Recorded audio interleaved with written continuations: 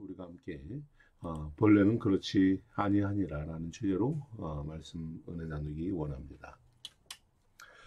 본문의 말씀은 바리새인들의 불순한 의도로 예수님을 시험하는 내용으로 시작이 되지요. 그들의 질문은 가정 문제, 그 부부 관계, 이혼의 문제에 대한 모세 율법에 대한 교훈입니다. 오늘 3절에 바리새인들은 이렇게 주님께 질문합니다. 시험하여 이르되 사람이 어떤 이유가 있으면 그 아내를 버리는 것이 옳으니까. 여러분 이 질문을 듣고 어떤 생각이 듭니까? 저는 참 어제 말씀을 준비하면서 참 질문의 수준과 내용이 참 저급하다. 얼마나 수준 이하인가 하는 생각을 했습니다. 여러분 상식적으로 사람이라면 가정의 행복을 위해서 어떻게 부부가 관계를 유지하고 배려하는 방법이 무엇입니까? 이렇게 질문해야죠. 그렇지 않습니까? 심지어 부부가 자주 싸우고 사이가 좋지 않을지라도 관계를 회복할 수 있는 비결이 무엇인가? 이거를 끊임없이 우리는 질문하고 던져야 합니다. 그런데 유대인들의 질문은 무엇입니까? 어떻게 하면 아내를 버려도 됩니까? 아내를 버려도 됩니까? 이러한 질문이에요. 참 얼마나 아, 참 한심한지 모르겠습니다. 물론 이들은 예수님을 시험하려고 난해한 질문을 한 것입니다. 그렇지만 이 질문의 의도와 내용이 참 비참하고 저급한 수준입니다. 오늘날에도 어떤 이들은 이러한 이야기들을 아주 서슴없이 하는 사람들을 보게 됩니다. 그런 이야기를 들을 때마다 참 할 말을 잃어버립니다. 참 어이없고 정말 황당하고 답답하지요. 사실 이들의 이혼 방식은 바리새인들의 변명에서 알 수 있듯이 유대인들의 관행처럼 여겨져 오는 것입니다. 오늘 7절의 말씀을 보면 이렇게 말씀해요. 모세는 이혼 증서를 써 주어서 버리라 명하였나이다. 이렇게 말을 합니다. 이 말대로 수백 년 동안 유대인들은 이혼을 율법적으로 합리화하고 사회에 문화적으로 정착을 시켰습니다. 유대 문화에서는 여성을 버리는 것에 대해서 모두 다 공감하고요, 동의하는 부분입니다. 남성 우월주의를 추구하는 유대교는 여성에 대한 인권을 존중하지 않지요. 아내는 남편의 소유물처럼 여깁니다. 지금 이슬람교가 그와 같은 것이에요. 비슷합니다. 뭐 별반 다르지 않아요. 그처럼 우리가 원하는 대로 물건을 사고 팔듯이 남성들은 여인을 선택하고 버리고 취하는 행위를 아주 서슴없이 자행합니다. 이렇게 버림받은 여인들의 삶은 어떨까요? 아주 비참함이죠. 여인 홀로 남은 생애를 살아간다는 것 자체가 어려운 시대입니다. 그래서 모세는 무자비하게 버려지는 여인들을 위해서 이혼 증서라도 써주어라 라고 말했던 것입니다. 이혼 증서가 있어야만 다시 결혼을 할 수 있기 때문입니다. 보호자를 만나서 새로운 삶을 시작할 수 있기 때문이죠. 이혼 증서 없이 다른 사람을 만나는 것은 간음 행위가 되고 불법이 되고 그들은 언제 죽어도 할 말 핑계 댈 수 없는 그런 비참한 사회였기 때문입니다. 그런데 악한 자들은 이런 모세율법을 더 악용합니다. 이혼 증서만 써주면 된다는 이 생각에 아내를 너무도 쉽게 버리고 존귀히 여기지 않는 것이죠. 이 얼마나 악한 행실들입니까? 항상 예수님을 시험하고 올무에 빠뜨리기 위해서 몰두하던 바리새인들은 자신들의 관습대로 굳어진 이 악한 이혼 문화에 대해서 예수님의 입장을 확인합니다. 그런데 여러분 이 질문은 황당한 질문이기도 하지만 아주 매우 불순한 동기가 있습니다. 함정이 있는 아주 교활한 질문입니다. 왜냐하면 악한 사람들의 친구로서 연약한 사람들의 친구로서 사랑의 복음을 선포하는 예수님에게 이혼은 어떨까요? 난해한 질문이지요. 약자인 여성들을 배려하게 되면은 유대의 관습과 전통인 이 율법을 어기는 행위가 됩니다. 그들은 아마도 예수님께 율법을 모독했다, 불법을 저질렀다라고 비난하겠죠. 반면에 이혼에 동의하면 또 어떻게 됩니까? 사랑의 보호자처럼 말씀하신 그동안의 메시지는 가식과 거짓이라고 비방할 것이 분명한 일입니다. 부부의 이혼 문제는 예수님을 난감하게 하는 문제고 아주 난해한 시험거리입니다. 특히 예수님의 상황을 보면 이 이혼 문제는 또 다른 특별한 의도와 목적이 있지 않았을까 생각됩니다. 예수님의 시대에 여성의 결혼 적령기는 14세 미만입니다. 남성은 20세 전후로 18살에서 24살 이때가 남성들의 결혼 적령기였어요. 그런데 예수님의 나이가 지금 몇 살입니까? 30세가 넘었습니다. 남성입니다. 결혼을 하지 않았습니다. 30세까지 어머니 마리아를 봉양하고 동생들을 돌보는 유대 남성은 일반적이지 않은 매우 드문 케이스입니다. 미혼의 남성에게 이혼의 문제는 그 자체로 힘든 질문이죠. 남녀 관계를 모릅니다. 특히 부부 관계 또는 자녀들이 있는 경우는 더 말하기가 곤란합니다.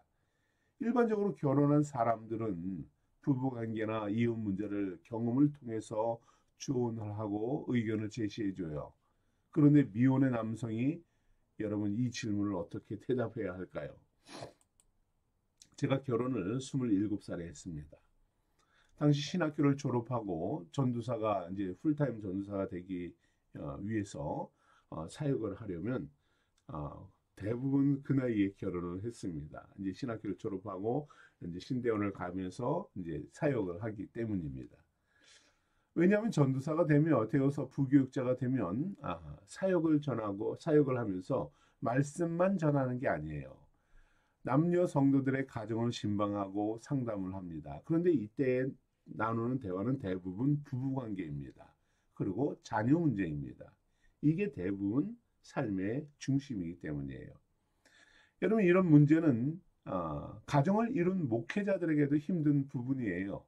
그런데 결혼을 하지 않은 사역자들이 어떻게 그런 문제를 가지고 신방을 하겠습니까? 무슨 말씀으로 권면을 할 수 있겠습니까? 어떻게 그들을 그 상처 속에서 권면하겠습니까? 참 어렵고 불가능한 일이죠.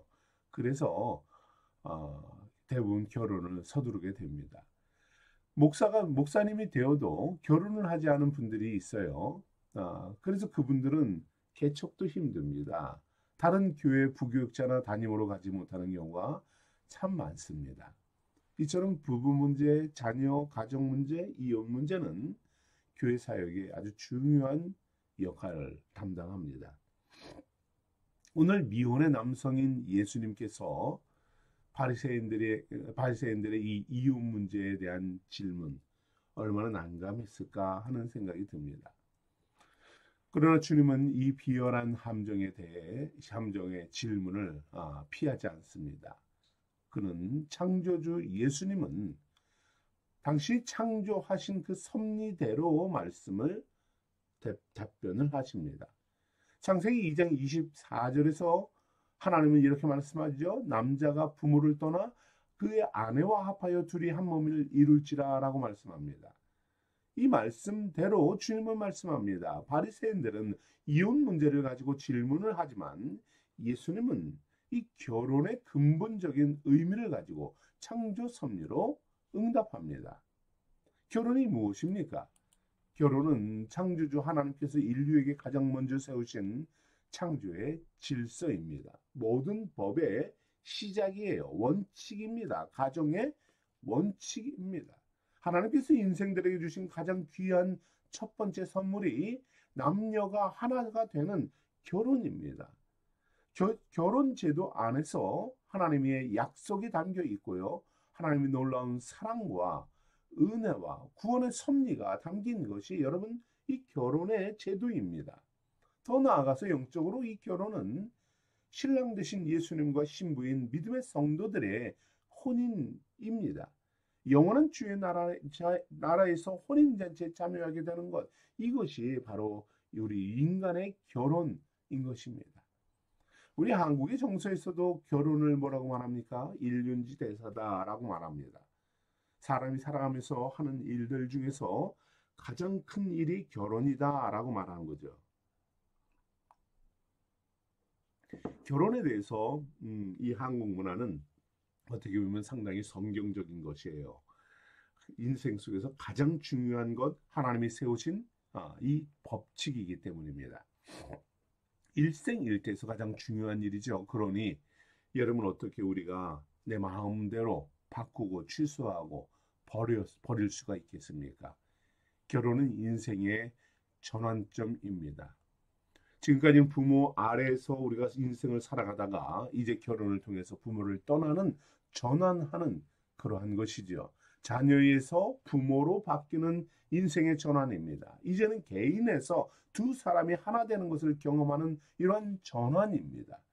인생을 새롭게 시작하는 삶, 여러분 이것이 얼마나 무겁고 중요한 책임감이 주어집니까? 최근 저희 두 딸이 결혼을 했어요. 이런 결혼의 삶을 깊이 생각하면서 부모로서 참 안타까운 마음과 안쓰러움과 또 한편으로는 여러 가지 기대를 하게 되는 기특한 마음이 자리를 잡게 됩니다.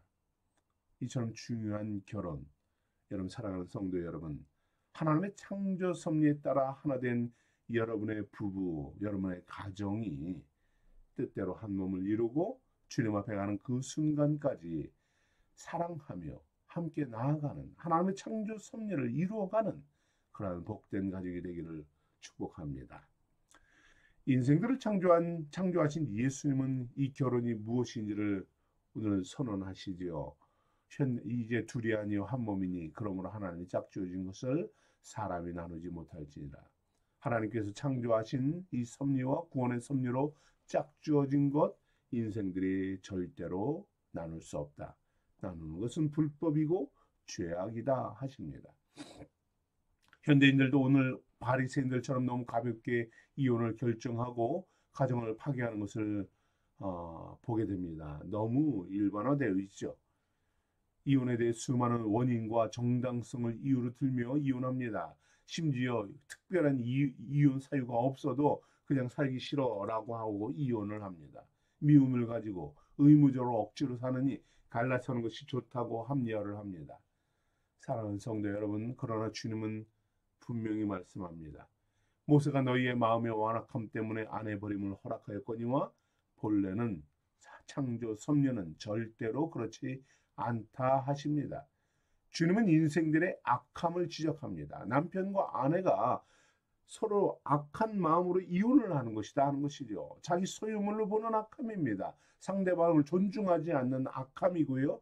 배려의 대상이 아니라 자기의 뜻과 자기의 이용 도구로 여기는 악함입니다. 자기 목적을 성취하고 쾌락에 만족을 주는 대상으로만 보는 악함이 문제라는 것이지요. 인간의 악한 마음으로 이혼을 하고 하나님의 창조 섭리를 파괴하는 이 행위, 어찌 하나님이 잘했다라고 하시겠습니까? 음행한 이유 외에는 이혼은 모두 악한 것입니다. 절대 있을 수 없는 일입니다. 나의 배우자는 하나님이 짝지어 주신 최상의 존재임을 신뢰하시기 바랍니다. 존중해야 합니다. 존귀히 여겨야 합니다. 결혼 서약은 종이 한 장의 계약서가 아니에요. 창조주 하나님 앞에서 맺은 언약입니다. 생명같이 귀히 여겨야 하는 언약입니다. 하나님의 창조 섭리를 기억하여야 합니다. 하나님은 이혼과 분열, 배신과 증오의 관계로 우리를 맺어주신 것이 아니지요. 하나님은 인생의 결혼을 통해서 그리스도와 우리의 관계, 복음의 비밀을 깨닫게 하시는 것입니다. 예수 그리스도께서 사랑으로 우리를 위해 목숨을 버리시고 구원하신 것처럼 부부가 된 이들은 서로를 사랑하기 위해서 생명을 다해 희생하며 나아가는 것입니다. 온 삶의 모든 열정으로 섬기며 나아가는 것입니다.